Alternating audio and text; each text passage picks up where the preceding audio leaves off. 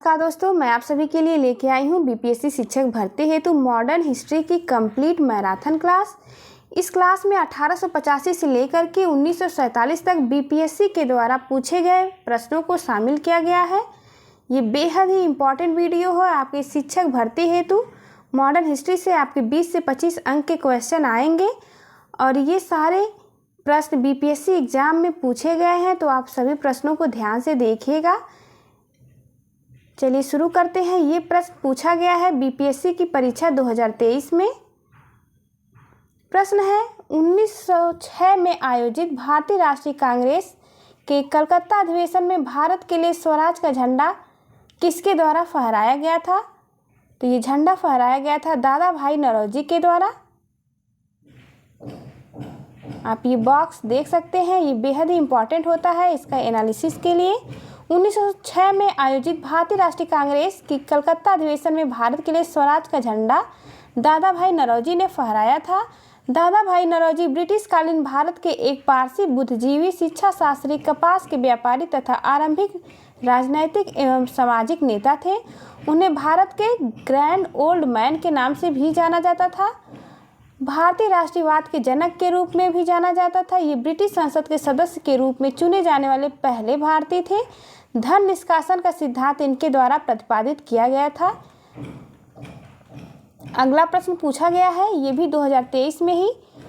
1918 में मोंटफोर्ट सुधारों पर कांग्रेस ने एक महत्वपूर्ण रुख अपनाया, जिसके कारण पुराने उदारवादी अवशेष जैसे कि सप्रू, जयशंकर और चिंतामणि टूट गए, जिन्होंने गठन किया। तो इनके द्वारा गठन किया गया था इंडियन नेशनल लिबरल फेडरेशन का। आप ये बॉक्स देख सकते हैं। 8 जुलाई 1918 को मॉन्टेग्यू चेम्सफोर्ड रिपोर्ट प्रकाशित हुई, जिसमें कहा गया था कि ब्रिटिश शासन का लक्ष्य स्वशासित संस्थाओं का क्रमिक विकास करना है। कांग्रेस ने इसे असंतोषजनक एवं निराशापूर्ण माना। 17 अगस्त 1918 को सुरेंद्र नाथ बनर्जी ने नेतृत्व में नरमपंथी नेताओं तेज बहादुर सप्रू, M.R. जयशंकर और चिंतामणि ने रिपोर्ट का स्वागत किया और कांग्रेस से अलग होकर राष्ट्रीय उदारवादी संघ यानी नेशनल लिबरल लीग का गठन किया, जो बाद में अखिल भारतीय उदारवादी संघ के रूप में प्रसिद्ध हुआ। उदारवादियों ने मोंटफोर्ट घोषणा को भारत का मैग्ना कार्टा कहा। अगला प्रश्न है, कांग्रेस में उदारवादियों पर आपेक्ष पर सुरक्षित वाल्व सिद्धांत किसने दिया था? तो ये सुरक्षित वाल्व सिद्धांत लाला लाजपत राय के द्वारा दिया गया था। आप देख सकते हैं ये लाला लाजपत राय ने यंग इंडिया में प्रकाशित एक लेख द्वारा कांग्रेस में उदारवादियों पर आपेक्ष लगाते हुए कहा कि 1885 में A.O. ह्यूम द्वारा कांग्रेस की स्थापना सुरक्षित वाल्व यानी एक सेफ्टी वाल्व थ्योरी के तहत की गई थी। अगला प्रश्न है मोस्ट इम्पॉर्टेंट, ये सभी प्रश्न हैं क्योंकि ये बीपीएससी के द्वारा ही खुद ही पूछे गए प्रश्न हैं। शिक्षक भर्ती एग्जाम भी बीपीएससी बोर्ड ही कंडक्ट करवा रहा है, तो उसी पैटर्न के प्रश्न देखना जरूरी है। किसकी अध्यक्षता के अंतर्गत मार्च 1940 में रामगढ़ में भारतीय राष्ट्रीय कांग्रेस का 53वां अधिवेशन हुआ? ये सभी ऑप्शन 5 ऑप्शन दिए गए हैं, इसी प्रकार के प्रश्न आएंगे 5 ऑप्शन वाले। इसका राइट आंसर है सी, मौलाना अबुल कलाम आजाद। कांग्रेस के 53वें अधिवेशन का आयोजन दामोदर नदी के तट पर रामगढ़ी यानी रांची में 1940 में किया गया, जिसकी अध्यक्षता मौलाना अबुल कलाम आजाद ने की थी, जो 1940 से 45 के दौरान अध्यक्ष के पद पर रहे थे। अगला प्रश्न है, भारतीय राष्ट्रीय कांग्रेस ने किस सत्र में पूर्ण स्वाधीनता का प्रस्ताव पारित किया था? तो ये पारित किया गया था 1929 लाहौर अधिवेशन के समय। मोस्ट इंपॉर्टेंट क्वेश्चन है, जवाहरलाल नेहरू की अध्यक्षता में दिसंबर 1929 में भारतीय राष्ट्रीय कांग्रेस का वार्षिक अधिवेशन तत्कालीन पंजाब प्रांत की राजधानी लाहौर में हुआ था। इस ऐतिहासिक अधिवेशन में ही पूर्ण स्वराज की घोषणा की गई थी और इसके अध्यक्ष जवाहरलाल नेहरू थे। अगला प्रश्न है, ये देखिए कितना बार ये क्वेश्चन पूछा गया है। भारतीय राष्ट्रीय कांग्रेस की प्रथम महिला अध्यक्ष कौन थी? तो प्रथम महिला अध्यक्ष एनी बेसेंट थी। यदि भारत की कोई प्रथम महिला अध्यक्ष पूछा जाए तो उसका राइट आंसर होगा सरोजनी नायडू। एनी बेसेंट भारतीय राष्ट्रीय कांग्रेस की पहली महिला अध्यक्ष थी। इन्होंने 1917 में कलकत्ता में कांग्रेस के 32वें अधिवेशन की अध्यक्षता की थी। सरोजनी नायडू 1925 में कानपुर अधिवेशन की अध्यक्षता करने वाली प्रथम भारतीय महिला थी। मोस्ट इंपॉर्टेंट है, आप दोनों को याद रखेंगे। यदि पूछे पहली महिला तो एनी बेसेंट होंगी, और पूछ दे प्रथम भारतीय महिला तो सरोजनी नायडू होंगी। भारतीय राष्ट्रीय कांग्रेस की स्थापना ए ह्यूम के द्वारा 28 दिसंबर 1885 को बम्बई स्थित गोकुलदास तेजपाल संस्कृत कॉलेज में हुआ था, और इसके प्रथम अध्यक्ष थे WC बनर्जी। मोस्ट इंपॉर्टेंट सभी पॉइंट हैं। अगला प्रश्न है, भारतीय राष्ट्रीय कांग्रेस के 1922 ईस्वी में आयोजित किया गया अधिवेशन के अध्यक्ष कौन थे? इसका राइट आंसर है, देख सकते हैं, चित्तरंजन दास। आइए इसका सलूशन देखते हैं। ये 3 से 4 बार प्रश्न पूछा गया है BPSC के द्वारा। भारतीय राष्ट्रीय कांग्रेस के 1922 ईस्वी में आयोजित किया गया अधिवेशन के अध्यक्ष चित्तरंजन दास थे। इस अधिवेशन में सरकार द्वारा बनाई परिषदों का बहिष्कार एवं परिषदों में प्रतिभाग करने पर विमर्श किया गया। पंडित मोतीलाल नेहरू एवं चित्तरंजन दास ने राष्ट्रीय आंदोलन की प्रगति को बनाए रखने के लिए कांग्रेस के विधानमंडल में प्रवेश कर राजनीतिक लड़ाई लड़ने का विचार प्रस्तुत किया था। नोट पॉइंट है, इसी अधिवेशन में मोतीलाल नेहरू व CR दास ने त्यागपत्र दे दिया और जनवरी 1923 में कांग्रेस खिलाफत स्वराज पार्टी का गठन किया। कई बार प्रश्न पूछा गया है कि स्वराज पार्टी का गठन किसने किया है, तो इसका राइट आंसर होगा मोतीलाल नेहरू और CR दास ने। अगला प्रश्न है, 1929 ईस्वी लाहौर में आयोजित भारतीय राष्ट्रीय कांग्रेस के अधिवेशन की अध्यक्षता कौन किया था? तो इसकी अध्यक्षता जवाहरलाल नेहरू के द्वारा की गई थी, जो कि हम पिछले प्रश्न में भी देख चुके हैं। अगला प्रश्न है, नरमपंथियों द्वारा उपयोग में लाई गई प्रार्थना याचिका और विरोध की पद्धति को गरम दल के नेताओं का नाम दिया गया था। तो इसमें नाम दिया गया था भिक्षावृत्ति की राजनीति। 1905 ईस्वी तक भारत के राष्ट्रीय आंदोलन पर उन लोगों का वर्चस्व था जिनको प्रायः नरमपंथी, राष्ट्रवादी, उदारवादी कहा जाता था। अगला प्रश्न है, भारतीय राष्ट्रीय कांग्रेस के प्रथम मुस्लिम अध्यक्ष कौन थे? तो इसके प्रथम मुस्लिम अध्यक्ष थे Badruddin Tyabji. B is right answer. आइए इसका सलूशन देखते हैं। मोस्ट इंपॉर्टेंट क्वेश्चन, भारतीय राष्ट्रीय कांग्रेस ने प्रथम मुस्लिम अध्यक्ष बदरुद्दीन तैयब जी थे, जिन्होंने कांग्रेस के तीसरे अधिवेशन मद्रास का 1887 में अध्यक्षता की थी। कांग्रेस की स्थापना 1885 में बम्बई में हुई थी। अगला प्रश्न है, सूरत विभाजन 1907 के बाद भारतीय राष्ट्रीय कांग्रेस पर किसका नियंत्रण हुआ? तो इसमें नियंत्रण हुआ नरमपंथियों का। कांग्रेस के सूरत अधिवेशन 1907 में अध्यक्ष पद को लेकर नरमपंथियों और गरमपंथियों के दल के नेताओं के बीच विवाद हो गया था, जिसके परिणाम स्वरूप कांग्रेस का विभाजन हो गया। इसके पश्चात नरम दल के नेता रासबिहारी घोष बने। साथ ही साथ कांग्रेस पर नरमपंथियों का वर्चस्व रहा। अगला प्रश्न है, 1888 में इलाहाबाद में किस राजा ने भारतीय राष्ट्रीय कांग्रेस के चौथे अधिवेशन के संपन्न होने में बहुत बहुमूल्य सहायता प्रदान की थी? इसका राइट आंसर है दरभंगा के राजा ने। आप देख सकते हैं। अगला प्रश्न देखते हैं, अधिकतर नरमपंथी नेता थे? तो अधिकतर नरमपंथी नेता शहरी क्षेत्रों से थे। आइए इसकी व्याख्या देखते हैं। प्रारंभ में भारत के अधिकतर नेता नरमपंथी स्वभाव के थे, जिसमें महादेव गोविंद रनाडे, दादा भाई नौरोजी, गोपाल कृष्ण गोखले और फिरोज शाह मेहता प्रमुख थे। ये अधिकतर शहरी क्षेत्रों से थे, क्योंकि शिक्षा ग्रहण करने के लिए उन्हें शहरों में आना पड़ता था। बाद में वे वहीं से भारतीय आंदोलन का हिस्सा बने। अगला प्रश्न है, भारतीय राष्ट्रीय आंदोलन गरमपंथियों के प्रभावाधीन आया? तो ये 1906 के बाद प्रभाव में आया। चलिए अगला प्रश्न देखते हैं।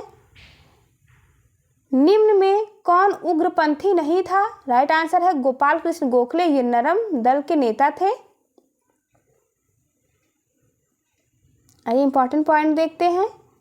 गोपाल कृष्ण गोखले कांग्रेस के नरम दल से संबंधित थे। 1905 ईस्वी में गोखले ने भारत सेवक समाज की स्थापना की थी। महात्मा गांधी के राजनीतिक गुरु इन्हें कहा जाता है। अगला प्रश्न है, 1947 ईस्वी में भारतीय राष्ट्रीय कांग्रेस के अध्यक्ष थे जेबी कृपलानी। आज़ादी के समय की बात है इसलिए ये इम्पॉर्टेंट है। आचार्य जेबी कृपलानी कांग्रेस के मेरठ में आयोजित 54वें अधिवेशन 1946 नवंबर में अध्यक्ष बने, जो भारत की स्वतंत्रता यानी 15 अगस्त 1947 के समय कांग्रेस के अध्यक्ष थे। इन्होंने नवंबर 1947 में इस्तीफा दे दिया, अतः राजेंद्र प्रसाद अध्यक्ष बनाए गए। अगला प्रश्न है, भारत का पूर्ण स्वराज दिवस सर्वप्रथम कब मनाया गया? तो ये मनाया गया 26 जनवरी 1930 को। आप देख सकते हैं व्याख्या। भारत का पूर्ण स्वराज दिवस 26 जनवरी 1930 को मनाया गया। कांग्रेस के अध्यक्ष जवाहरलाल नेहरू ने भारतीय स्वतंत्रता का प्रतीक तिरंगा झंडा पूर्ण स्वराज, वंदे मातरम तथा इनकलाब जिंदाबाद नारों के बीच फहराया। अगला प्रश्न है, भारतीय राष्ट्रीय कांग्रेस की कार्य समिति ने भारत छोड़ो प्रस्ताव कहाँ पारित किया था? तो ये प्रस्ताव वर्धा में पारित किया गया था 14 जुलाई 1942 को। अगला प्रश्न, निम्न में से कौन सा सही सुमेलित नहीं है? इसका राइट आंसर है कलकत्ता अधिवेशन 1928 सरोजनी नायडू। ये सही सुमेलित नहीं है। आइए इसकी व्याख्या देखते हैं। 1928 ईस्वी को कांग्रेस के कलकत्ता अधिवेशन की अध्यक्षता मोतीलाल नेहरू ने किया था और यहाँ पे ऑप्शन में दिया है सरोजनी नायडू, इसलिए ये सुमेलित नहीं है और हमारा राइट आंसर बन रहा है। आइए अगला देखते हैं। 1925 ईस्वी के कानपुर अधिवेशन में सरोजनी नायडू ने अध्यक्षता की थी। अगला प्रश्न है, किस अधिवेशन में होम रूल समर्थक अपनी राजनीतिक शक्ति का सफलतापूर्वक प्रदर्शन कर सके? तो इसका राइट आंसर है कांग्रेस के सन 1916 के लखनऊ अधिवेशन में। आइए व्याख्या देखते हैं।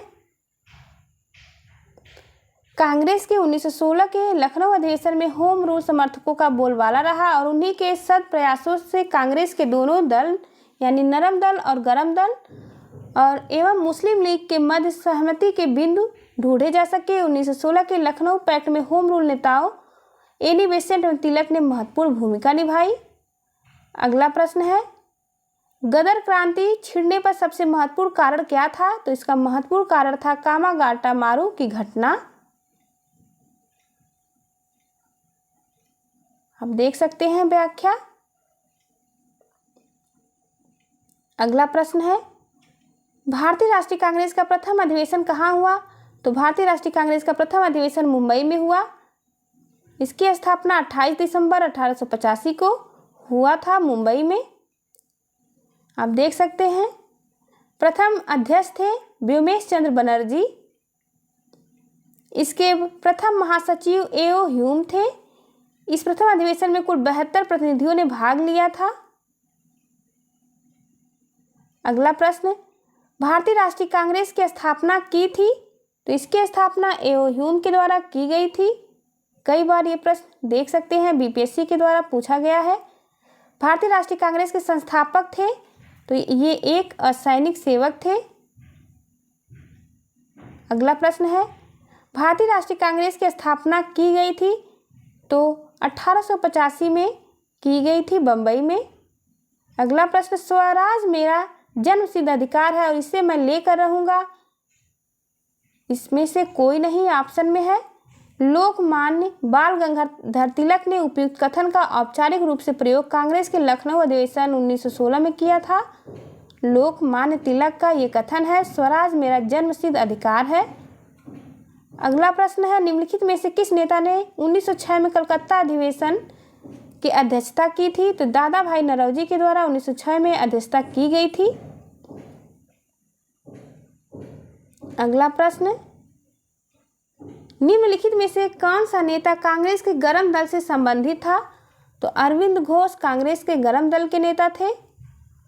अगला प्रश्न, भारत छोड़ो आंदोलन का नेतृत्व किया था? तो इसमें से कोई नहीं, option D is right answer. Bharat छोड़ो आंदोलन का प्रस्ताव 8 अगस्त 1942 को मुंबई के ग्वालियर टैंक मैदान के पास किया गया था तथा 9 अगस्त कि सुबह गांधी जी सहित सभी प्रमुख नेताओं ने गिरफ्तार कर लिया गया था। इस प्रकार भारत छोड़ो आंदोलन स्वतः स्फूर्त हो गया था तथा जनता ने स्वयं अपना नेतृत्व किया था। तीसरा प्रश्न है, राष्ट्रीय आंदोलन में निम्न में से किसको नरम दली के तौर पर जाना जाता था? बाल गंगाधर तिलक को नरम दल का नेता कहा जाता था। अगला प्रश्न, भारतीय राष्ट्रीय कांग्रेस के दूसरे अधिवेशन की अध्यक्षता किसने की? दूसरे अधिवेशन की अध्यक्षता दादा भाई नौरोजी ने की थी। अगला टॉपिक है बंगाल विभाजन एवं स्वदेशी आंदोलन। अब इस पर आधारित प्रश्न बीपीएससी के द्वारा जो पूछे गए हैं उन प्रश्नों को देखेंगे हम। प्रथम बार संघर्ष के तरीकों के रूप में स्वदेशी एवं बहिष्कार किसके द्वारा अपनाए गए थे? तो किसके दौरान ये अपनाए गए थे? इसका राइट आंसर है सी, बंगाल विभाजन के दौरान। अगला प्रश्न, 1905 ईस्वी में सर्वेंट ऑफ इंडिया सोसाइटी की स्थापना किसके द्वारा की गई थी? तो इसकी स्थापना गोपाल कृष्ण गोखले के द्वारा की गई थी। 1905 ईस्वी में सर्वेंट ऑफ इंडिया सोसाइटी की स्थापना उदारवादी नेता महात्मा गांधी के राजनीतिक गुरु गोपाल कृष्ण गोखले के द्वारा की गई थी। अगला प्रश्न है, स्वतंत्रता आंदोलन के प्रथम चरण में अतिवादी भारतीय नेतृत्व द्वारा निम्नलिखित में से किसको समझा और संगठित किया गया? इसका राइट आंसर है सी, बहिष्कार और स्वदेशी आंदोलन। आइए पॉइंट देखते हैं। स्वतंत्रता आंदोलन का प्रथम चरण 1885 से 1905 ईस्वी तक माना जाता है। इस चरण में अतिवादी भारतीय नेतृत्व द्वारा बहिष्कार व स्वदेशी आंदोलन जो 1905 में शुरू हुआ था को समझा और संगठित किया गया। अगला प्रश्न है, किस घटना के दौरान वंदे मातरम गीत एक धार्मिक मंत्र बना? ये बंगाल विभाजन के दौरान हम देख सकते हैं। अगला प्रश्न, बंगाल विभाजन के विषय में किसने कहा था विभाजन हमारे ऊपर बम की तरह गिरा? ये कहा था सुरेंद्र नाथ बनर्जी ने। अगला प्रश्न है, स्वदेशी आंदोलन की सबसे बड़ी कमी यह रही कि वह आंदोलन के लिए निम्नलिखित में से किस समूह का समर्थन नहीं जुटा पाया? तो ये मुस्लिम समूह का समर्थन नहीं जुटा पाया। अगला प्रश्न है, स्वदेश बांधव समिति का संस्थापक कौन था? तो इसका संस्थापक अश्विनी कुमार दत्त थे। अगला प्रश्न है, बंगाल विभाजन के प्रत्याघात के रूप में कौन सा आंदोलन शुरू किया गया? स्वदेशी आंदोलन शुरू किया गया इसके प्रत्याघात के रूप में। आप देख सकते हैं बंगाल विभाजन का प्रस्ताव दिसंबर 1923 में अंग्रेजों द्वारा रखा गया था। अगला प्रश्न है, 1904 ईस्वी में देवघर में गोल्डन लीग की स्थापना ब्रिटिश का बहिष्कार और स्वदेशी आंदोलन की प्रगति के लिए की गई थी। इसका राइट आंसर है डी, बिहार में की गई थी। आप देख सकते हैं 1904 में देवघर में गोल्डन लीग की स्थापना विदेशी वस्तुओं के बहिष्कार और स्वदेशी आंदोलन को बढ़ावा देने के लिए की गई थी। इसकी स्थापना बिहार के देवघर जो कि अब झारखंड में है की गई थी। अगला प्रश्न है, इनमें से कौन अहरार आंदोलन से संबंधित नहीं थे? तो इसका राइट आंसर है उपयुक्त में से कोई नहीं, उपयुक्त में से एक से अधिक। आइए इसकी व्याख्या देखते हैं। बंगाल के राष्ट्रवादी मुसलमानों द्वारा अहरार आंदोलन की शुरुआत 1910 ईस्वी में की गई थी। इसके नेतृत्वकर्ता मौलाना मोहम्मद अली हकीम अजमल खां, हसन इमाम, मौलाना जफर अली खां एवं मजहरुल हक थे। अगला प्रश्न है, 1904 में किसने अभिनव भारत सोसाइटी को संगठित किया था? तो ये संगठित किया था वीडी सावरकर ने। आप देख सकते हैं। अगला प्रश्न है, बिहार कांग्रेस कमेटी के पहले अध्यक्ष कौन थे? इसके पहले अध्यक्ष हसन इमाम थे। अगला प्रश्न, 1905 ईस्वी में विभाजन के पश्चात बंगाल एक प्रांत के रूप में पुनः एकीकृत हुआ 1911 में। अगला प्रश्न है, 1905 ईस्वी में बंगाल के विभाजन के समय भारत का वायसराय कौन था? तो भारत का वायसराय लॉर्ड कर्जन था। Most important. अगला प्रश्न है, भारतीय राष्ट्रीय कांग्रेस में विभाजन हुआ सूरत अधिवेशन में। इसका राइट आंसर है 1907 में विभाजन हुआ था, जिसमें गरम दल के और नरम दल के नेता अलग अलग हो गए थे। नोट पॉइंट देखते हैं। 1916 में कांग्रेस के लखनऊ अधिवेशन में, जिसकी अध्यक्षता अंबिका चरण मजूमदार ने किया था, पुनः दोनों दलों का आपस में विलय हो गया था। अगला प्रश्न है, बंगाल का विभाजन हुआ था। बंगाल का विभाजन, ये विवादित क्वेश्चन है, इसकी व्याख्या देखते हैं। बंगाल का विभाजन 16 अक्टूबर 1905 को प्रभावी हुआ था। ज्ञातव्य है कि इस विभाजन की घोषणा लॉर्ड कर्जन ने 19 जुलाई 1905 में दो प्रांतों पश्चिमी बंगाल, बिहार, उड़ीसा सहित और पूर्वी बंगाल, असम सहित के रूप में की थी। अतः उपयुक्त विकल्पों में से कोई भी सही नहीं है। अगला प्रश्न है, बंगाल 1905 ईस्वी में विभाजित हुआ, जिसके विरोध के फलस्वरूप यह दोबारा एकीकृत हुआ। इसका राइट आंसर है सी, 1911 में दोबारा एकीकृत हुआ। अब व्याख्या देख सकते हैं। चलिए देखते हैं अगला प्रश्न। कांग्रेस ने स्वराज प्रस्ताव वर्ष 1905 में पारित किया था। प्रस्ताव का उद्देश्य था स्वशासन सुनिश्चित करना। इस प्रस्ताव का उद्देश्य था। अगला प्रश्न है, बंग भंग के बाद कौन सा आंदोलन शुरू किया गया? तो इसके बाद स्वदेशी आंदोलन शुरू हुआ।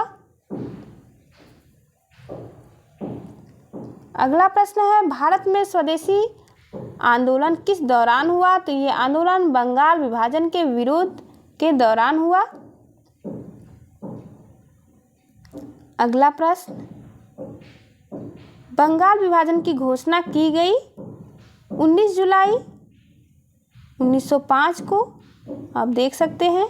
अगला प्रश्न, भारतीय राष्ट्रीय कांग्रेस में विभाजन हुआ सूरत अधिवेशन में। ये विभाजन 1907 में हुआ।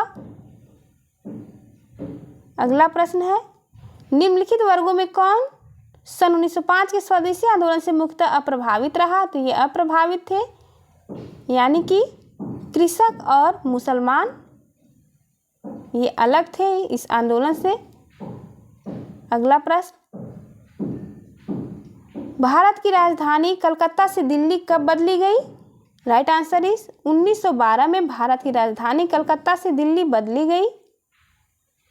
अब देखते हैं अगला टॉपिक है मुस्लिम लीग एवं होम रूल लीग आंदोलन। इस पे आधारित प्रश्न इसमें बीपीएससी द्वारा पूछे गए हैं। इनमें से कौन अखिल भारतीय मुस्लिम लीग के संस्थापक नहीं थे? तो इसमें राइट आंसर है एम.ए. जिन्ना, यानी मोहम्मद अली जिन्ना। अगला प्रश्न है, मुस्लिम लीग के पाकिस्तान प्रस्ताव के पहले दो राष्ट्र के सिद्धांत को किसने प्रतिपादित किया? सर सैयद अहमद खान ने। अगला प्रश्न है, भारतीय राष्ट्रीय कांग्रेस के द्वितीय सम्मेलन में कितने मुस्लिम प्रतिनिधियों ने भाग लिया? तो इसमें भाग लिया था 33 मुस्लिम प्रतिनिधियों ने।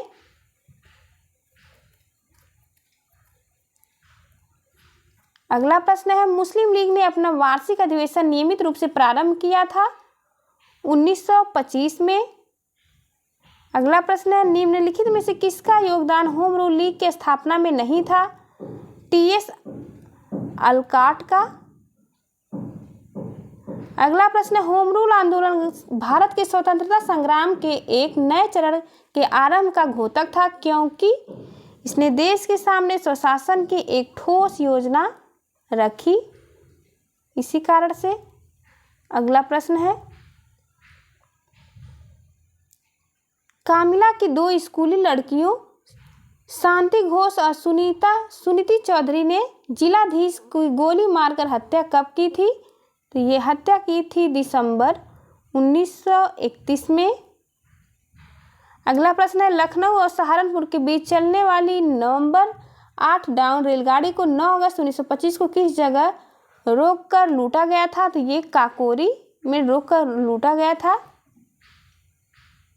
अगला प्रश्न है, इनमें से किसको मुजफ्फरपुर बम कांड के रूप में के आरोप में फांसी दी गई थी?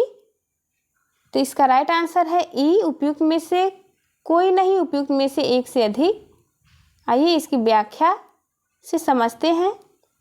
मुजफ्फरपुर बम कांड की घटना को प्रफुल्ल चाकी तथा खुदीराम बोस ने 30 अप्रैल 1908 को अंजाम दिया था, जिसमें पुलिस से बचने में प्रफुल्ल चाकी ने आत्महत्या कर ली थी और खुदीराम बोस को पकड़कर 11 अगस्त 1908 को फांसी पर चढ़ा दिया गया था। अगला प्रश्न है, अभिनव भारत क्रांतिकारियों के एक गुप्त संगठन का निर्माण 1904 में इन नेताओं में से किसने किया था? तो ये किया था वीर सावरकर ने। अगला प्रश्न देखते हैं, मैडम कामा ने भारत की त्रिरंगी स्वतंत्रता ध्वज को कहाँ फहराया था? तो ये मैडम भीखाजी कामा ने फहराया था स्टुटगार्ट में। आइए इसकी व्याख्या देखते हैं, इंपॉर्टेंट क्वेश्चन है। श्रीमती भीखाजी रुस्तम कामा, जिन्हें मैडम कामा कहते हैं, भारतीय मूल की महिला पारसी नागरिक थी। इन्होंने 22 अगस्त 1907 को जर्मनी के स्टुटगार्ट में ध्वज तिरंगा को फहराया था। अगला प्रश्न है, प्रसिद्ध गीत सरफरोशी की तमन्ना अब हमारे दिल में है के रचयिता कौन है? इसके रचयिता, इसका राइट ऑप्शन है ई, उपयुक्त में से कोई नहीं या उपयुक्त में से एक से अधिक। आइए इसकी व्याख्या से समझते हैं। प्रसिद्ध देशभक्ति कविता की ये लाइन के रचनाकार हैं बिस्मिल अजीमाबादी, जो कि इस ऑप्शन में नहीं दिया गया था। अगला प्रश्न है, जर्मन के समर्थन से काबुल में राजा महेंद्र प्रताप सिंह के नेतृत्व में अंतरिम सरकार का गठन हुआ था। गदर आंदोलन के दौरान ये गठन हुआ था। अगला प्रश्न है, सन 1906 में लंदन में अभिनव भारत सोसाइटी की स्थापना किसने की थी? इसका राइट आंसर है विनायक दामोदर सावरकर ने। अगला प्रश्न है, हरदयाल बाबा हरनाम सिंह, टूडी लाट बाबा सोहन सिंह भाकना और गुरदीप सिंह जुड़े थे? ये जुड़े थे गदर आंदोलन से। अगला प्रश्न है, किस वर्ष हिंदुस्तान रिपब्लिकन एसोसिएशन की स्थापना की गई थी? इसका राइट आंसर है बी, 1924 में। अगला प्रश्न, गदर पार्टी की स्थापना हुई थी? तो गदर पार्टी की स्थापना 1913 में हुई थी और इसकी स्थापना सैन फ्रांसिस्को अमेरिका में किया गया था। इसके संस्थापक का नाम लाला हरदयाल एवं अध्यक्ष इसके सोहन सिंह थे। अगला प्रश्न है, 1923 से 28 ईस्वी के काल में भारतीय राजनीति में क्रांतिकारी कार्यविधि की पुनरावृत्ति का कारण था। इसका मुख्य कारण था गांधी द्वारा असहयोग आंदोलन का स्थगन। अगला प्रश्न है, हिंदुस्तान सोशलिस्ट रिपब्लिकन आर्मी के संस्थापक नेताओं में से एक थे? तो इसमें एक थे भगत सिंह। अगला प्रश्न है, लंदन में जनरल डायर को किसने गोली मारी थी? इसका राइट आंसर है डी, उधम सिंह ने लंदन में जाके जनरल डायर को गोली मारी थी। अगला प्रश्न है, इंकलाब जिंदाबाद का नारा किसने दिया? तो ये नारा दिया भगत सिंह ने। अगला प्रश्न है, अनुशीलन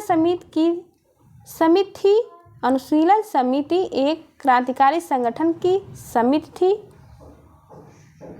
अगला प्रश्न है, मुजफ्फरपुर में किंग्स फोर्ट की हत्या का प्रयास कब किया गया था? ये प्रयास किया गया था 1908 ईस्वी में। अगला प्रश्न, शेर पंजाब के नाम से इनमें से कौन मशहूर थे? लाला लाजपत राय। अगला प्रश्न, करजन वायली की हत्या के आरोप में किसे मृत्युदंड दिया गया था? ये दिया गया था मदन लाल झिंगरा को। अगला प्रश्न है, पटना में 1913 में अनुशीलन समिति की एक शाखा की स्थापना किसने की? तो यह स्थापना सचिंद्र नाथ सान्याल ने की। अगला प्रश्न है, सरकार के विरोध में असेंबली में बम फेंकने के समय भगत सिंह की उम्र क्या थी? तो इनकी उम्र थी 21 साल से थोड़ा ज़्यादा। भगत सिंह का जन्म 28 दिसंबर 1907 को हुआ था। भगत सिंह ने असेंबली में बम 8 अप्रैल 1929 को फेंका, अतः शहीद भगत की उम्र 21 वर्ष से थोड़ी ज़्यादा थी। अगला प्रश्न है, बंगाल में अनुशीलन समिति के संस्थापक थे? तो बंगाल में अनुशीलन समिति के संस्थापक प्रथम मित्रा थे।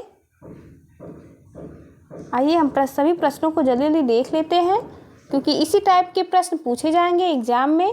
1904 में स्थापित अभिनव भारत था एक क्रांतिकारी गतिविधियों से संबद्ध एवं गुप्त संगठन।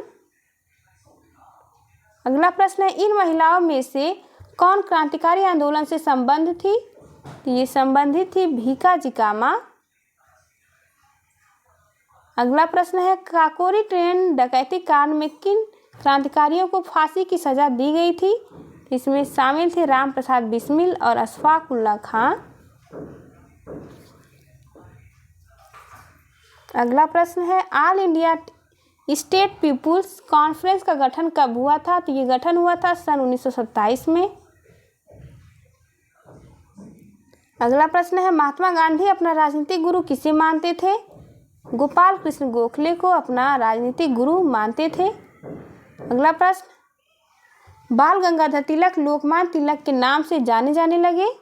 उपयुक्त में से कोई नहीं या उपयुक्त में से एक से अधिक? आइए इसकी व्याख्या देखते हैं।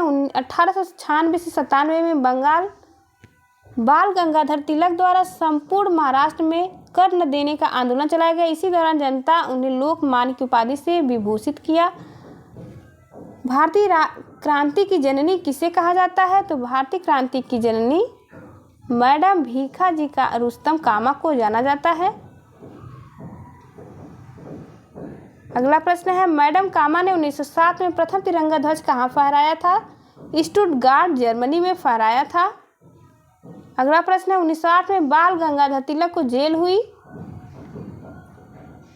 तो राइट आंसर है 6 वर्ष के लिए जेल हुई इन्हें।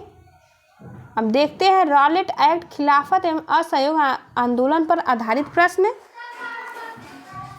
नमक सत्याग्रह के दौरान बिहार के लोगों ने नमक बनाने के साथ साथ सरकार के विरुद्ध किस कर का विरोध करने का विकल्प चुना? इसका राइट आंसर है ई, उपयुक्त में से कोई नहीं। आइए व्याख्या के माध्यम से समझते हैं। नमक सत्याग्रह के दौरान बिहार के लोगों ने नमक बनाने के साथ साथ सरकार के विरुद्ध चौकीदारी कर का विरोध करने का विकल्प चुना। अगला पॉइंट है, 1856 के तहत चौकीदारी अधिनियम पुलिस को किसानों से कर एकत्र करने और गांव में चौकीदार रखने के लिए धन उपलब्ध करने की अनुमति दी गई थी। गांधी द्वारा दांडी सत्याग्रह 12 मार्च 1930 से 6 अप्रैल 1930 तक चलाया गया, जिनमें नमक सत्याग्रह भी कहा जाता है। अगला प्रश्न है, नगरों के असहयोग आंदोलन के संबंध में निम्नलिखित में से कौन से कथन सही नहीं है? ऑप्शन देखते हैं इसके। आंदोलन में केवल कुछ उच्च जातियों और अमीरों ने भाग लिया। दूसरा है, मद्रास की जस्टिस पार्टी द्वारा भी काउंसिल के चुनाव का बहिष्कार किया गया। तीसरा, हजारों छात्रों ने सरकारी नियंत्रण वाले स्कूलों को छोड़ दिया। प्रधानाध्यापकों और शिक्षकों ने इस्तीफा दे दिया और वकीलों ने अपनी प्रैक्टिस छोड़ दी। आइए देखते हैं, इसका पहला और दूसरा ऑप्शन सही है। अगला प्रश्न है, 1922 में कौन सी घटना हुई थी? तो 1922 में चौरी चौरा की घटना घटित हुई थी। अगला प्रश्न है, रविन्द्रनाथ टैगोर ने अपनी नाइटहुड की उपाधि किस कारण त्याग दी? ये त्याग दी जलियांवाला बाग हत्याकांड के कारण। अगला प्रश्न है, वर्ष 1919 भारतीय इतिहास से संबंधित है। जलियांवाला बाग त्रासदी से संबंधित है 1919। अगला प्रश्न है, 13 अप्रैल 1919 को पंजाब का प्रसिद्ध जलियांवाला बाग हत्याकांड हुआ था। महात्मा गांधी द्वारा भारत में आरंभ किया गया प्रथम सत्याग्रह था चंपारण सत्याग्रह। अगला प्रश्न है, बिहार के किस वकील ने असहयोग आंदोलन के समय अपनी लाभप्रद वकालत छोड़ दी थी? राइट आंसर है डॉक्टर राजेंद्र प्रसाद ने। अगला प्रश्न है, मालाबार में मोपला विद्रोह किसका परिणाम था? ये परिणाम था खिलाफत आंदोलन का। अगला प्रश्न देखते हैं, निम्नलिखित में से किस आंदोलन के दौरान हिंदी को पूरे देश के लिए भाषा के रूप में अपनाया गया था? इसका राइट आंसर है ए, असहयोग आंदोलन के दौरान। अगला प्रश्न है, निम्नलिखित में से कौन से महात्मा गांधी के सत्याग्रह से प्रमुख सिद्धांत से है? आइए ऑप्शन देखते हैं। महात्मा गांधी के सत्याग्रह के प्रमुख सिद्धांत थे। ऑप्शन पहला है सत्यवादिता, दूसरा अहिंसा, तीसरा निडरता, चौथा संयम। कोड मिलाना है। इसमें कौन कौन से कोड सही हैं, तो इसका राइट आंसर है डी, पहला, दूसरा और तीसरा। महात्मा गांधी ने अपने सत्याग्रह आंदोलनों में प्रमुख सिद्धांतों को महत्वपूर्ण बताया, सत्य, अहिंसा, निडरता या निर्भयता। अगला प्रश्न है 1922 में कौन सी घटना हुई, तो 1922 में चौरी चौरा की घटना घटित हुई।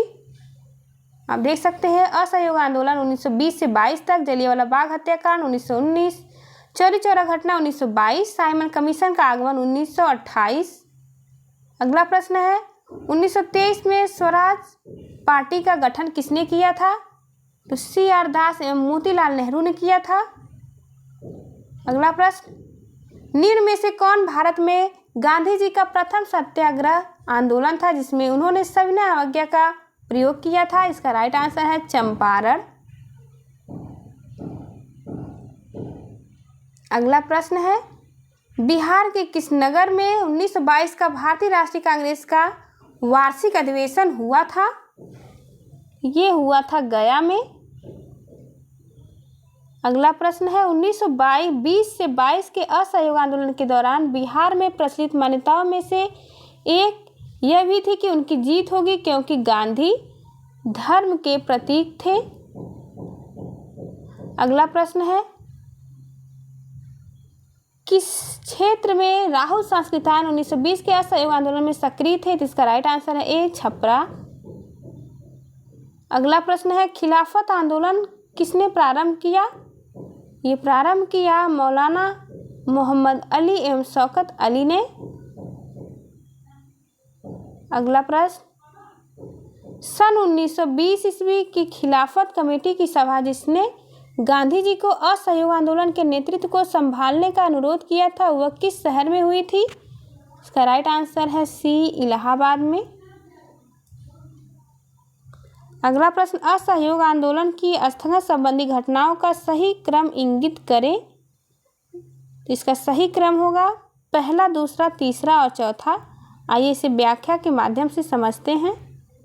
लाला लाजपत राय की अध्यक्षता में सितंबर 1920 में कलकत्ता में कांग्रेस का अधिवेशन हुआ और असहयोग आंदोलन को पारित किया गया। 1920 के नागपुर अधिवेशन में इसे पूर्ण स्वीकृति मिली। 4 फरवरी 1922 को चौरी चौरा में कांग्रेस के खिलाफ जुलूस निकला। अन पॉइंट भी आप देख सकते हैं। चलिए देखते हैं अगले प्रश्न को। अखिल भारतीय खिलाफत सम्मेलन जो कि 1919 में हुआ उसके अध्यक्ष किसे चुना गया, महात्मा गांधी को चुना गया। अगला प्रश्न अमृतसर के जलियांवाला बाग में भीड़ का दमन हुआ, कब हुआ ये दमन, तो 13 अप्रैल 1919 को। रॉलेट एक्ट कब पास किया गया था, तो रॉलेट एक्ट पास किया गया था 1919 में। Most important question. अगला प्रश्न है गांधी जी ने असहयोग आंदोलन कब प्रारंभ किया था, तो गांधी जी के द्वारा असहयोग आंदोलन 1920 में प्रारंभ किया गया था। अगला प्रश्न है जलियांवाला बाग में प्रदर्शन के लिए लोग क्यों जमा हुए थे, किलचू तथा सत्यपाल के बंदी बनाने के विरोध में प्रदर्शन करने के लिए। अगला प्रश्न है महात्मा गांधी ने खिलाफत आंदोलन का समर्थन क्यों किया, इसका राइट आंसर है गांधी ने अंग्रेजों के खिलाफ अपने आंदोलन भारतीय मुसलमानों का सहयोग प्राप्त करना चाहा था। अगला प्रश्न किस घटना के बाद महात्मा गांधी ने असहयोग आंदोलन को अपनी हिमालय जैसी भूल बताई, तो ये हिमालय जैसी भूल बताई चौरी चौरा घटना के उपरांत। अगला प्रश्न है असहयोग आंदोलन के दौरान किसने पटना कॉलेज छोड़ा जबकि उसकी परीक्षा के केवल 20 दिन ही बचे थे, जयप्रकाश नारायण ने। अगला प्रश्न है गांधी जी के असहयोग आंदोलन में लोगों को शराब से परहेज करने का आग्रह किया था, फलस्वरूप सरकार के राजस्व में भारी कमी आई। एक प्रदेश की सरकार ने लोगों को फिर से शराब पीने को प्रेरित करने के लिए प्रमुख व्यक्तियों की एक सूची प्रसारित की जो शराब पीते थे, उस प्रदेश का नाम बताइए, इसका नाम है बिहार। अगला प्रश्न जलियांवाला बाग नरसंहार किस गांधीवादी सत्याग्रह के संबंध में हुआ?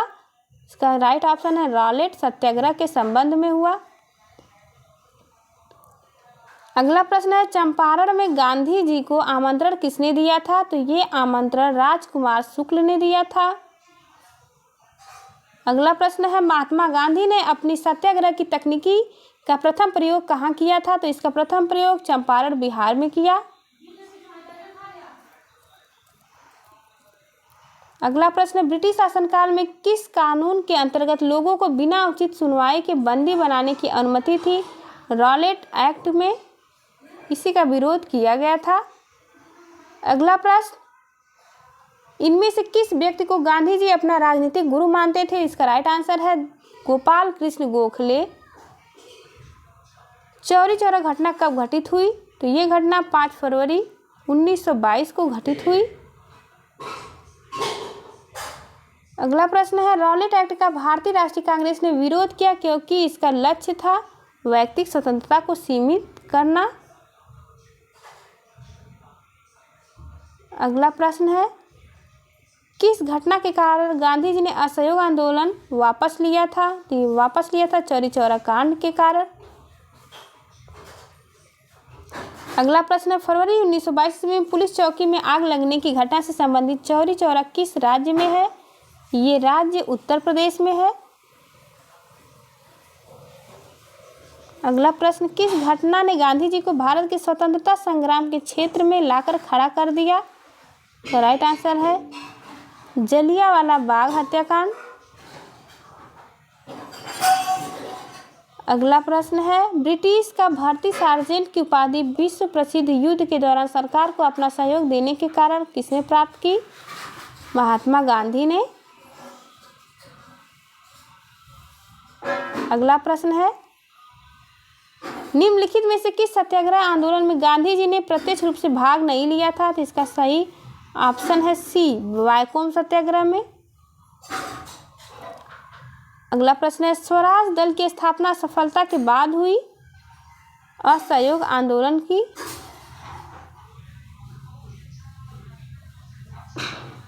स्वराज दल की स्थापना किसने की? चित्तरंजन दास एवं मोतीलाल नेहरू ने।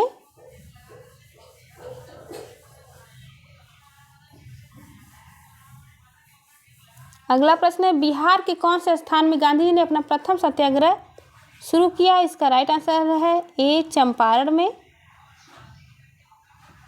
हम देख सकते हैं ए चंपारण। चंपारण आंदोलन में कौन संबंधित नहीं था? तो इस नहीं था संबंधित जयप्रकाश नारायण। स्वराज आम जनता के लिए होना चाहिए, केवल खास वर्गों के लिए नहीं। ये प्रसिद्ध सूत्र किस घोषणा की है? सी.आर. दास ने।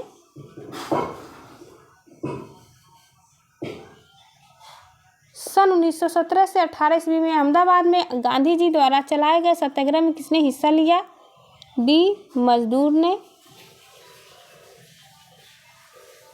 वर्ष 1918 की अहमदाबाद मजदूर हड़ताल का नेतृत्व किया?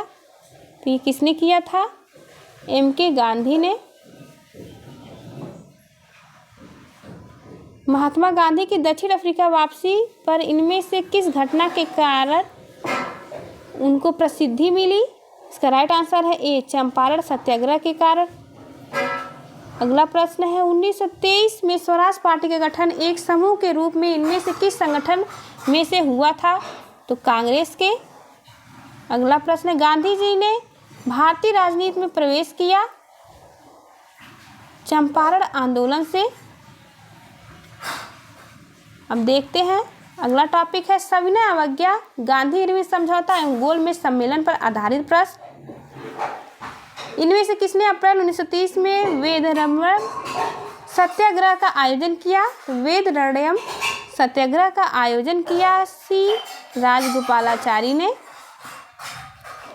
अगला प्रश्न है सविनय अवज्ञा आंदोलन प्रारंभ करने का निर्णय लिया? सविनय अवज्ञा आंदोलन प्रारंभ करने का निर्णय लिया गया। इसका राइट आंसर है लाहौर अधिवेशन 1929 में।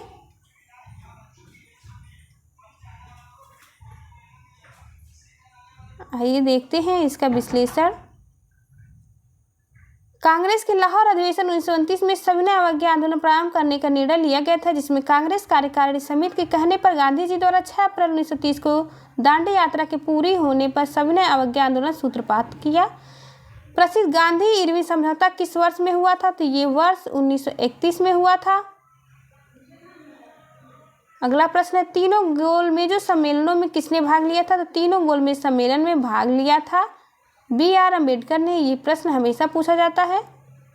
अगला प्रश्न है, पूना समझौता कब हस्ताक्षरित किया गया था? तो पूना समझौता हस्ताक्षरित हुआ था 24 सितंबर 1932।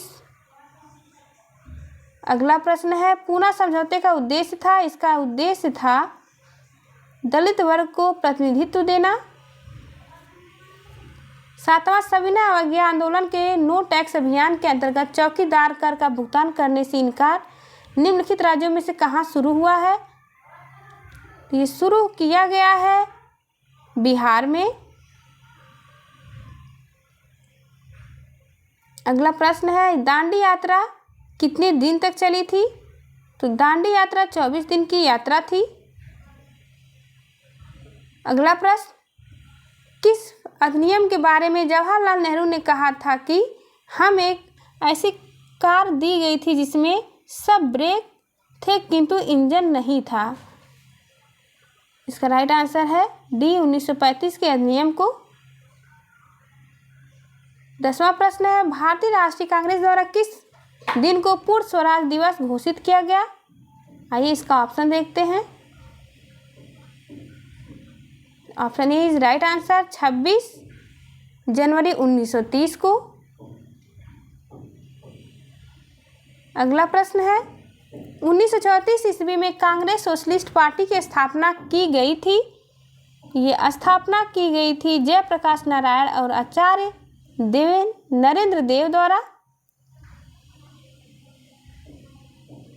अगला प्रश्न है, कांग्रेस सोशलिस्ट पार्टी की पहली बैठक पटना में हुई, किस वर्ष में हुई थी? तो ये हुई थी 1934 में।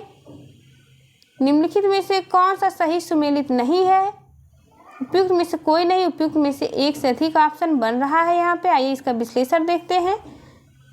4 फरवरी 1922 को संयुक्त राष्ट्र के गोरखपुर जिले में चौरी नामक स्थान पर किसानों के एक जुलूस पर गोली चलाए जाने के कारण उग्र भीड़ ने थाने में आग लगा थी, जिससे एक थानेदार सहित 23 सिपाहियों की मृत्यु हो गई थी। गांधी जी की दांडी मार्च 12 मार्च 1930 से 6 अप्रैल 1930 ईस्वी तक चला। गांधी इरविन समझौता को दिल्ली पैक्ट के नाम से भी जाना जाता है। यह समझौता 5 मार्च 1931 दिल्ली में हुआ था। पूना पैक्ट यह समझौता गांधी जी और अम्बेडकर के मध्य 24 सितंबर 1932 को हुआ। गांधी ने सविनय अवज्ञा आंदोलन का आह्वान किया था। सविनय अवज्ञा आंदोलन का आह्वान 1930 में गांधी जी ने किया था।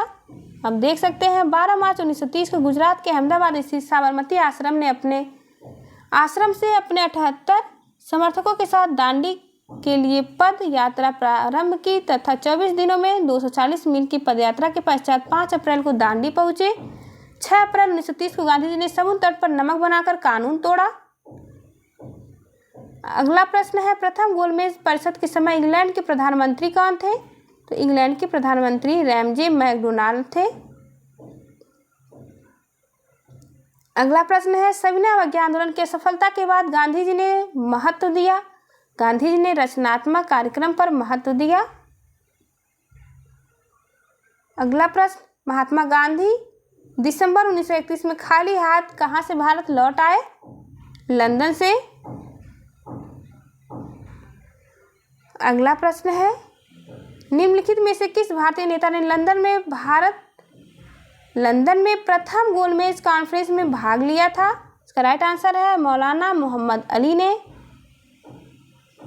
अगला प्रश्न, लंदन में द्वितीय गोलमेज सम्मेलन की असफलता इनकी छत्र छाया में हुआ। आइए इसकी व्याख्या देखते हैं। इरविन गांधी समझौता। अगला प्रश्न, सन 1930 में कांग्रेस की सविनय अवज्ञा आंदोलन इतना सफल हुआ कि निम्नलिखित शहरों में से कहां से एक में अंग्रेज राज के चिन्ह कई महीनों तक गायब हो गए थे? सी है बढ़ई। अगला प्रश्न है, त्रावणकोर में कांग्रेस ने त्रावणकोर राज्य के जिस दीवान की स्वेच्छाचारी सरकार के विरुद्ध सविनय अवज्ञा आंदोलन प्रारंभ किया था वे थे एक सीपी रामास्वामी अय्यर। अगला प्रश्न है, गांधी इरविन समझौते के हस्ताक्षरित होने में किसने महत्वपूर्ण भूमिका निभाई? तो तेज बहादुर सप्रू ने महत्वपूर्ण भूमिका निभाई। अगला प्रश्न, निम्नलिखित में से कौन सा गोलमेज सम्मेलन 1932 में हुआ? तीसरा वाला 1932 में। 1929 में खुदाई खिदमतगार को किसने संगठित किया था? तो अब्दुल गफ्फार खान है।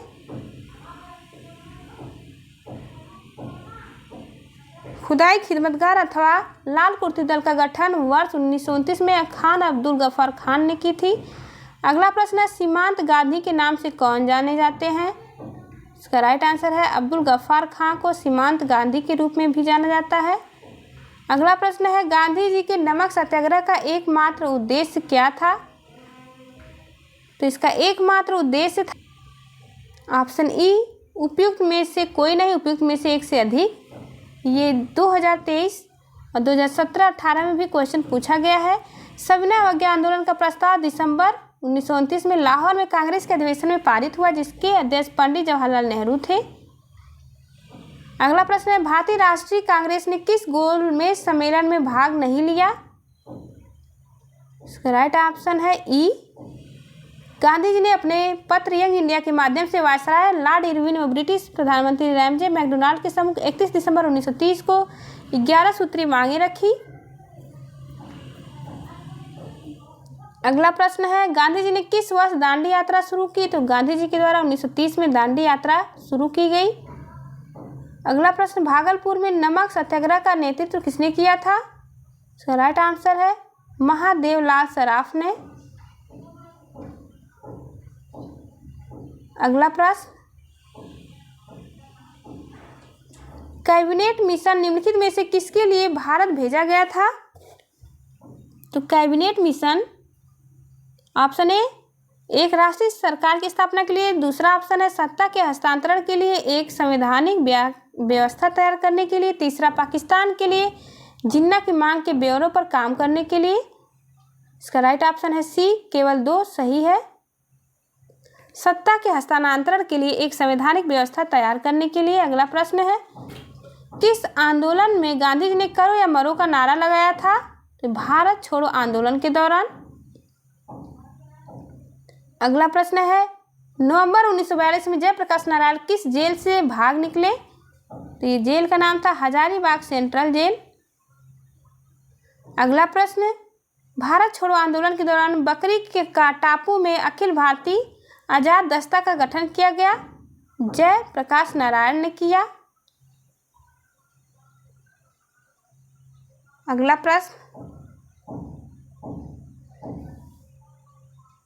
लास्ट क्वेश्चन देखते हैं, भारत के विभाजन को प्रथम बार डैश के द्वारा स्वीकार किया गया?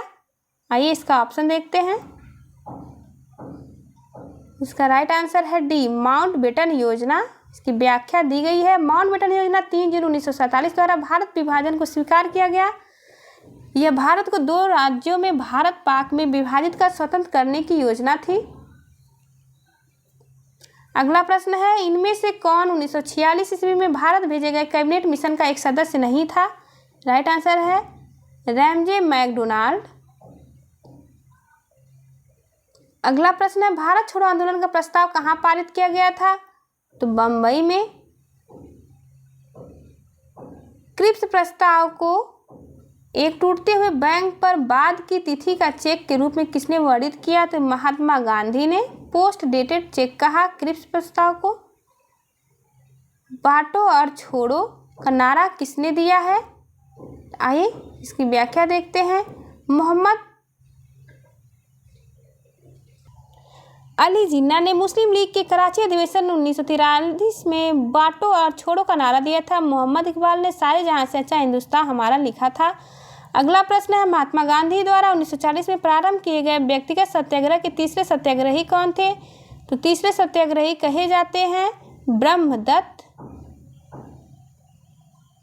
अगला प्रश्न है, भारत छोड़ो आंदोलन के दौरान खुफिया रेडियो किसने प्रारंभ किया था? तो उषा मेहता ने। अगला प्रश्न है, भारत छोड़ो आंदोलन के दौरान इनमें से कौन हजारीबाग जेल से फरार हुए? इसका राइट ऑप्शन है बी, जयप्रकाश नारायण। अगला प्रश्न, 11 अगस्त 1942 को पटना शहर में भारत छोड़ो आंदोलन का किसने मार्गदर्शन किया था? तो इसका मार्गदर्शन किया था, इसका राइट ऑप्शन है ई, उपयुक्त में से कोई नहीं या उपयुक्त में से एक से अधिक। आइए इसका विश्लेषण देखते हैं। 11 अगस्त 1942 ईस्वी को पटना शहर में भारत छोड़ो आंदोलन को नेतृत्व विद्यार्थियों ने किया। उस दिन पटना शहर की स्थिति काफ़ी उत्तेजनापूर्ण थी। विद्यार्थियों के एक जुलूस ने सचिवालय भवन के सामने विधायिका की इमारत पर राष्ट्रीय झंडा फहराने की कोशिश की।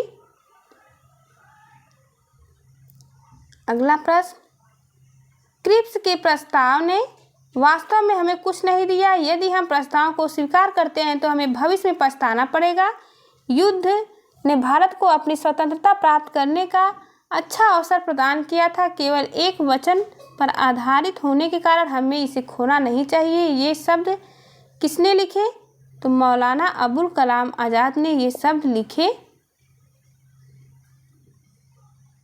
अगला प्रश्न है, किस घटना या किन घटनाओं ने ब्रिटिश प्रधानमंत्री क्लीमेंट एटली को सदमा पहुंचाया, जिसने घोषणा की कि ब्रिटिश साम्राज्य की इमारत को एक बड़ा झटका लगा है? इसका राइट ऑप्शन है बी, शाही भारतीय जल सेना का विद्रोह। अगला प्रश्न, फ्रंटियर गांधी ने कहा था कि उन्हें और उनके आंदोलन को उन्होंने भेड़ियों के सामने फेंक दिया था। वो किसका जिक्र कर रहे थे? कांग्रेस नेतृत्व का जिक्र कर रहे थे।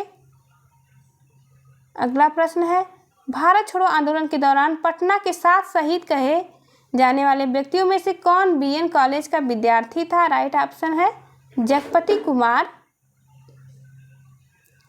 अगला प्रश्न है, अंतरिम सरकार में वित्त मंत्री कौन थे? तो वित्त मंत्री लियाकत अली खान थे। अगला प्रश्न, 1946 में बनी अंतरिम सरकार की राजेंद्र प्रसाद के पास कौन सा विभाग था? तो ये विभाग खाद्य एवं कृषि विभाग था। कौन सी घटना सबसे पहले घटित हुई थी? भारत छोड़ो आंदोलन का प्रस्ताव, क्रिप्स मिशन का आगमन, गवर्नर जनरल के पद पर लॉर्ड वेवेल का आगमन, कैबिनेट मिशन का आगमन। इसका राइट ऑप्शन है क्रिप्स मिशन का आगमन, ये सत्य ऑप्शन है। आइए इसकी व्याख्या देखते हैं। भारत छोड़ो आंदोलन प्रस्ताव 14 जुलाई 1942 को हुआ। गवर्नर जनरल के पद पर लॉर्ड वेवेल का आगमन 1943 में जून में हुआ था। कैबिनेट मिशन का आगमन 24 अप्रैल 1946 को हुआ। अगला प्रश्न है, किसने स्वतंत्र भारत के प्रथम प्रधानमंत्री जवाहरलाल नेहरू का साहस और दूरदर्शिता के एक उत्कृष्ट नेता के रूप में अभिवादन किया? लॉर्ड माउंटबेटन ने। अगला प्रश्न है, किस आंदोलन में गांधी जी ने करो या मरो का नारा लगाया था? भारत छोड़ो आंदोलन के समय। अगला प्रश्न है, 1941 में व्यक्तिगत सविनय अवज्ञा की नीति के द्वारा युद्ध के प्रयासों का शांतिपूर्वक विरोध करने का निर्णय किसने लिया? महात्मा गांधी ने। अगला प्रश्न है, 8 अगस्त 1942 भारतीय इतिहास में महत्वपूर्ण है भारत छोड़ो प्रस्ताव के लिए। अगला प्रश्न है, पाकिस्तान का अलग राज्य आंदोलन का नेतृत्व किसने किया? तो ये नेतृत्व मोहम्मद अली जिन्ना ने किया। अगला प्रश्न, करो या मरो का नारा किससे संबंधित है? संबंधित है महात्मा गांधी से। बीपीएससी द्वारा ये 2 बार क्वेश्चन पूछा गया है। जयप्रकाश नारायण को राष्ट्रीय स्तर के नेता की पहचान किस संदर्भ में मिली? तो कांग्रेस समाजवादी दल की स्थापना। अगला प्रश्न, अखिल भारतीय कांग्रेस कमेटी ने भारत छोड़ो का प्रस्ताव पास किया? ये पास किया 1942 में। अगला प्रश्न,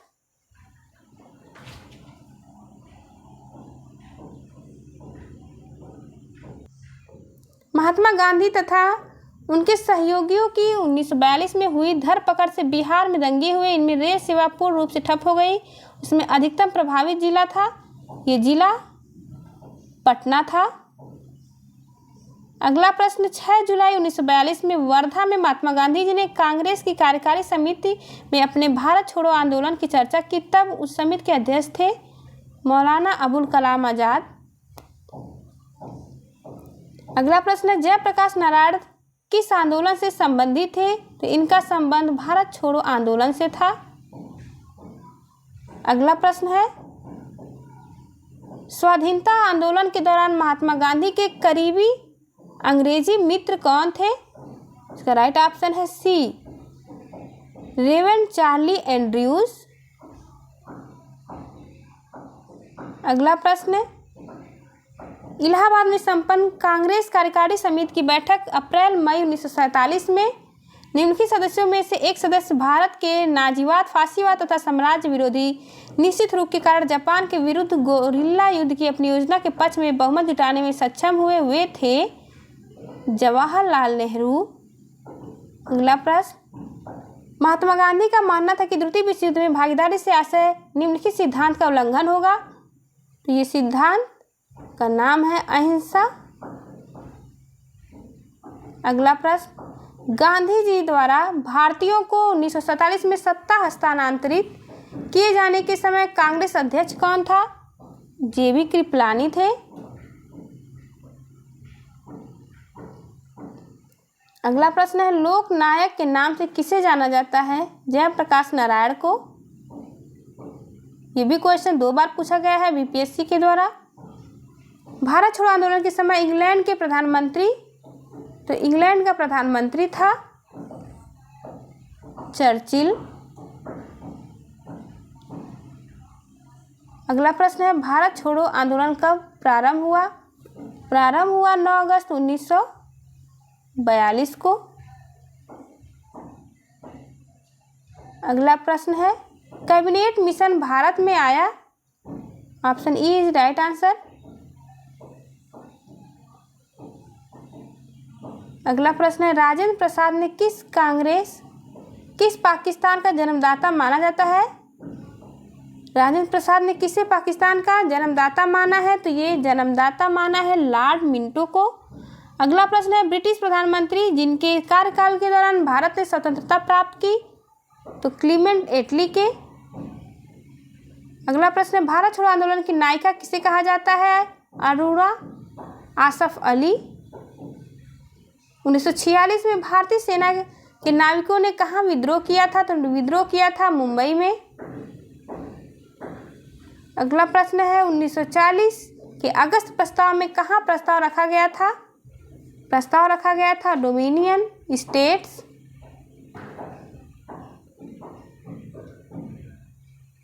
अगला प्रश्न, वर्ष 1946 में अंतरिम सरकार का नेतृत्व किसने किया था? तो इसका नेतृत्व किया था जवाहरलाल नेहरू ने। अगला प्रश्न है, इंग्लैंड में लॉर्ड्स के सदन में भारतीय स्वतंत्रता विधेयक कब पारित हुआ था? पारित हुआ था 16 जुलाई 1947 को। अगला प्रश्न, भारत छोड़ो प्रस्ताव पारित होने के बाद गांधी जी को कैद किया गया था आगा खां पैलेस में। अगला प्रश्न है, व्यक्तिगत सत्याग्रह आंदोलन की प्रथम सत्याग्रही कौन थे? तो प्रथम सत्याग्रही थे विनोबा भावे। अगला प्रश्न, निम्नलिखित व्यक्तियों में से किसने 1943 में सुभाष चंद्र बोस को सिंगापुर में INA बनाने में सहायता की? तो जनरल मोहन सिंह ने। अगला प्रश्न है, भारत के गवर्नर जनरल और वायसराय पर आधारित, ये मोस्ट इंपॉर्टेंट क्वेश्चन है, इससे तो अवश्य प्रश्न पूछे जाएंगे। पहला प्रश्न है, सती प्रथा को बंद कराने में किसने लॉर्ड विलियम बेंटिंक का सहयोग किया? सती प्रथा को बंद कराने में लॉर्ड विलियम बेंटिंक का सहयोग किया था राजा राम मोहन राय ने।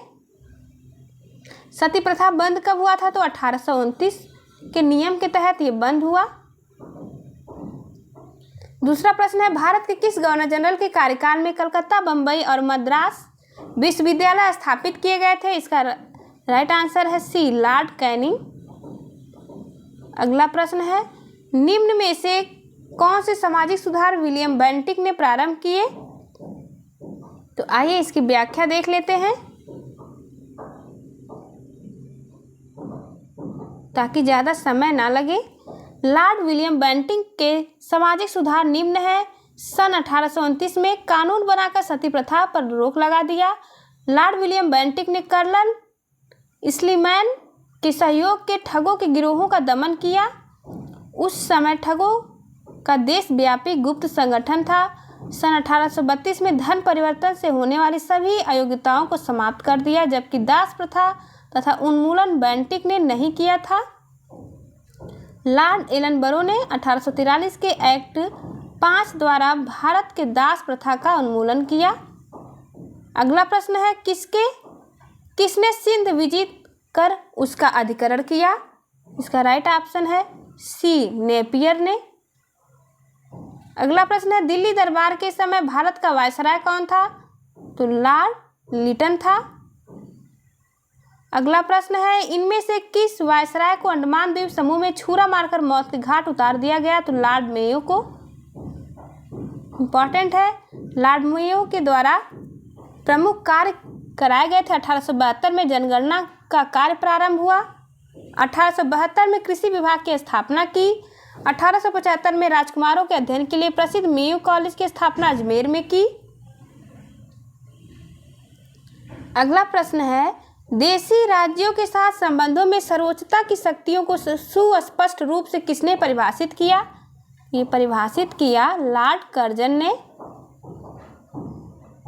अगला प्रश्न है, आप देख सकते हैं सभी प्रमुख घटनाओं का कार्यकाल। अगला प्रश्न,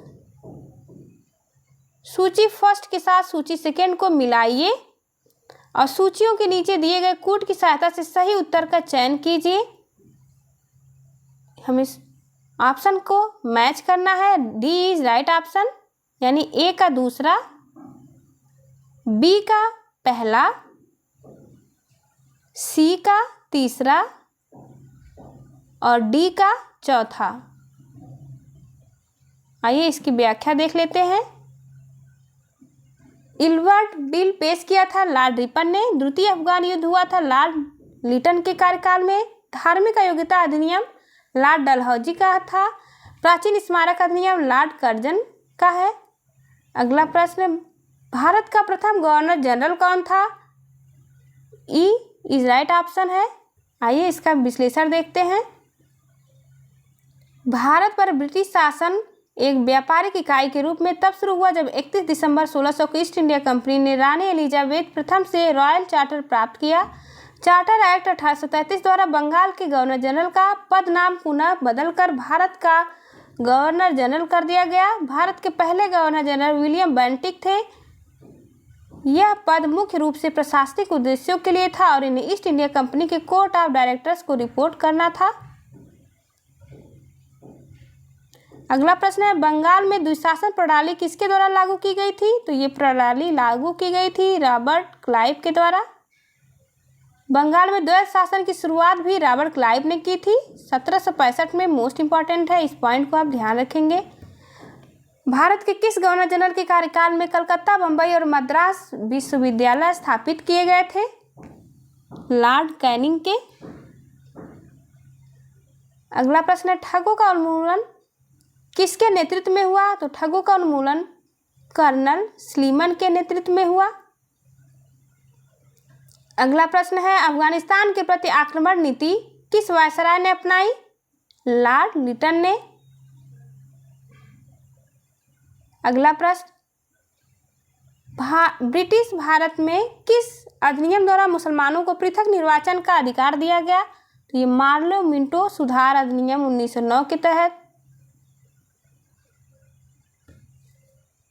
अगला क्वेश्चन, किस अधिनियम के तहत भारत में हाई कमीशन पद की स्थापना हुई? 1919 अधिनियम के तहत। अगला प्रश्न है, भारत का अंतिम वायसराय निम्नलिखित में से कौन सा था? Lord Mountbatten. अगला प्रश्न है, भारत का प्रथम गवर्नर जनरल कौन था?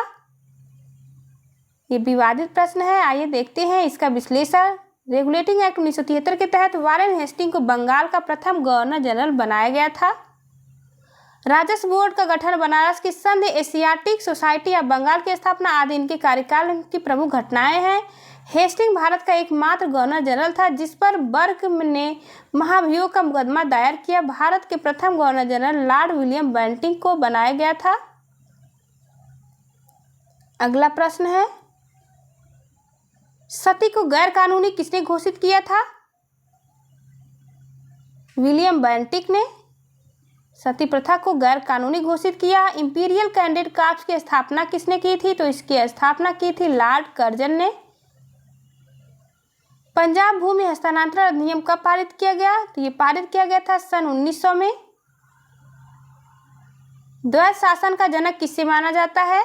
द्वैध शासन का जनक लियोनिस कर्टिस को माना जाता है। अगला प्रश्न है, मुझे विश्वास है कि कांग्रेस अपने विनाश की तरफ जा रही है और मेरी यह बड़ी इच्छा भारत में रहते होगी कि इसके शांतिप्रिय निधन के लिए इसका सहायक बनूं। यह किसने कहा था? तो ये कथन है लॉर्ड कर्जन का।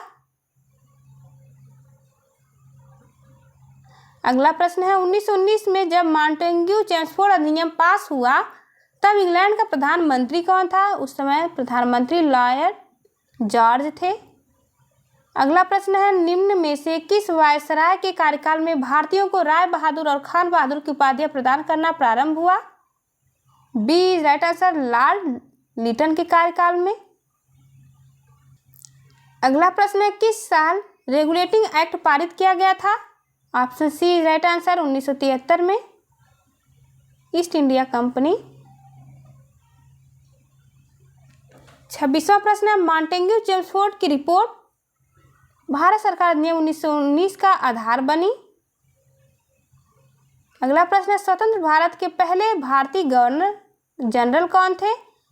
तो स्वतंत्र भारत के पहले भारतीय गवर्नर जनरल सी राजगोपालाचारी थे। कई बार ये प्रश्न पूछा गया है।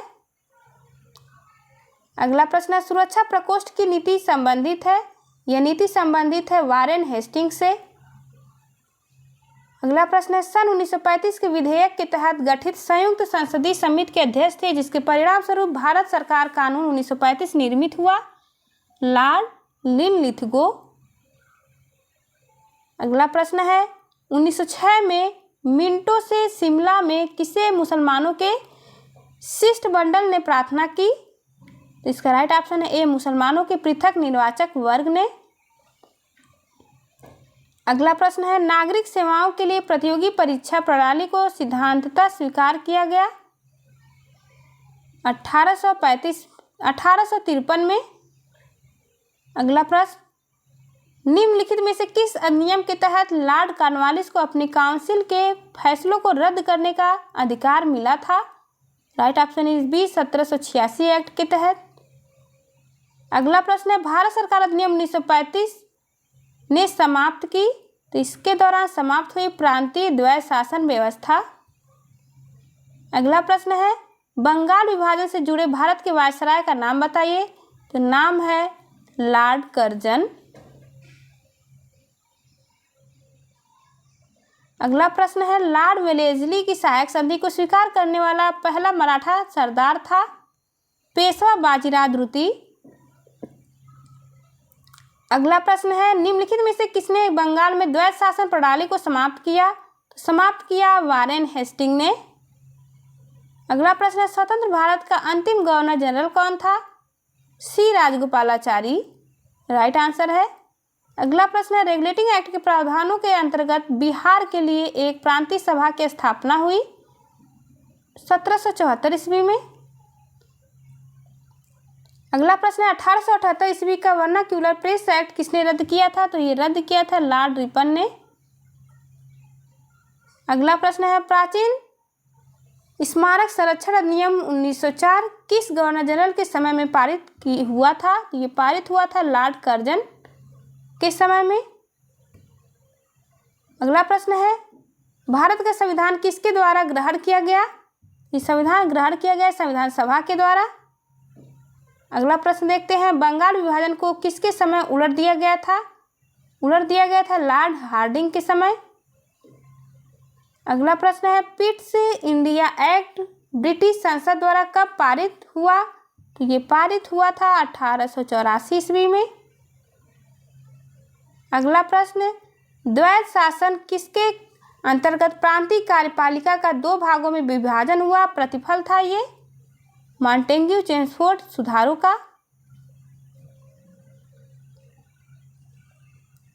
अगला प्रश्न है, लॉर्ड कर्जन द्वारा किस वर्ष भारतीय विश्वविद्यालय एक्ट पारित किया गया था? Right option is C 1904। अगला प्रश्न है, महारानी विक्टोरिया को भारत की सामग्री नियुक्त किया गया 1877 में। रियासतों का एकीकरण पर आधारित प्रश्न, भारत का महान वृद्ध व्यक्ति किसे कहा गया है? तो ये कहा गया है दादा भाई नौरोजी को। D is right option. अगला प्रश्न है, वह पहला भारतीय कौन था जो हाउस ऑफ कॉमन्स का सदस्य बना? तो डी इज राइट ऑप्शन, दादा भाई नौरोजी। आइए इसे कालानुक्रमिक क्रम इसका क्या है देखते हैं, डायरेक्ट इसकी व्याख्या देख लेते हैं।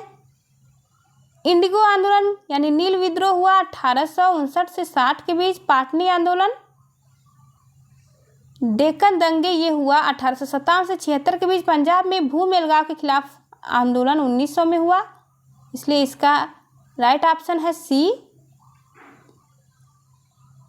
अगला प्रश्न है, डैश जवाहरलाल के बौद्धिक विकास में फरवरी 1927 में ब्रुसेल्स कांग्रेस में औपनिवेशिक दमन और साम्राज्यवाद के विरुद्ध उनकी सक्रिय भागीदारी के साथ एक मोड़ आया। ये शब्द किसने लिखे हैं? ये लिखे हैं एस गोपाल ने।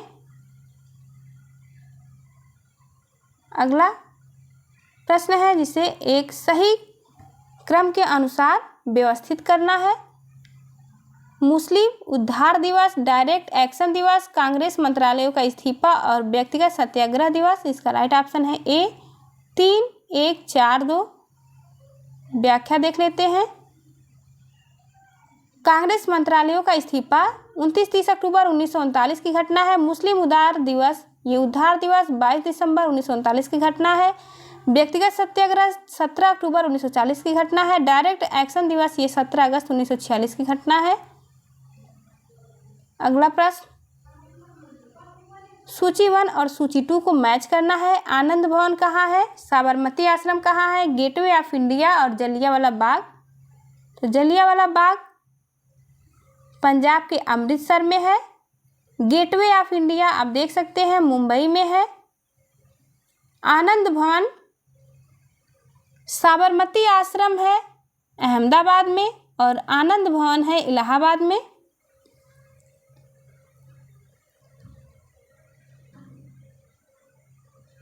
आप देख सकते हैं सी इज राइट ऑप्शन। अगला प्रश्न है, हाथ कती खादी के वस्त्रों में 1877 में शाही दरबार में कौन सम्मिलित हुआ? तो ये सम्मिलित हुए गणेश वासुदेव जोशी। अगला प्रश्न है, राज्य विभाग की स्थापना किसकी अध्यक्षता में की गई? ये JL नेहरू यानी जवाहरलाल। इसका राइट सरदार पटेल, आप देख सकते हैं इसका राइट ऑप्शन है डी सरदार पटेल की अध्यक्षता में की गई। आइए इसकी व्याख्या देखते हैं। देश की स्वतंत्रता के उपरांत देशी रियासतों के भारत में विलय हेतु 5 जुलाई 1947 को रियासत विभाग अथवा राज्य विभाग का गठन सरदार पटेल की अध्यक्षता में की गई। सरदार पटेल ने छोटी बड़ी लगभग 562 रियासतों का विलय भारत में किया। अगला प्रश्न है, 1927 की बटलर कमेटी का उद्देश्य क्या था? तो इसका उद्देश्य था भारत सरकार तथा देशी राज्यों के मध्य संबंधों को सुधारना। अगला प्रश्न है, निम्न में से किस देशी रियासतों को अंग्रेजों ने अपने क्षेत्र में नहीं मिलाया था? तो ये नहीं मिलाया था ग्वालियर को। अगला प्रश्न है, निम्नलिखित में से किसने भूदान आंदोलन प्रारंभ किया था? तो भूदान आंदोलन विनोबा भावे के द्वारा प्रारंभ किया गया था।